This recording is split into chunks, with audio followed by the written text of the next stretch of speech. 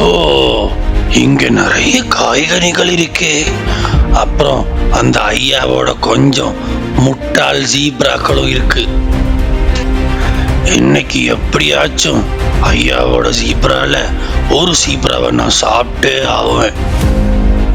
கரடிக்கு எந்த ஜீப்ராவையும் கிடைக்கல.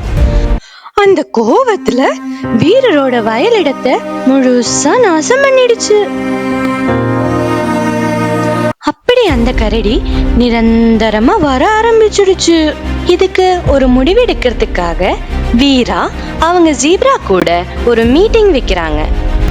கண்ணுங்களா, இந்த கரடி என்னைக்குமே நம்ம வயலுக்கு வருது.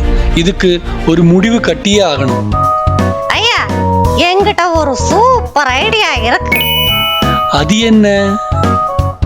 நம்ம பக்கத்து கிராமத்துல என் சிநேகிதன் இருக்கான், கில்லாடி பாம்பு. அவங்கிட்ட எந்த விளையாட்டும் நடக்காது. அவனை நான் கூப்பிடுறேன். என்ன சொல்றீங்க ஐயா? ஓ, அப்படின்னா அது இன்னைக்கே பண்ணலாம்.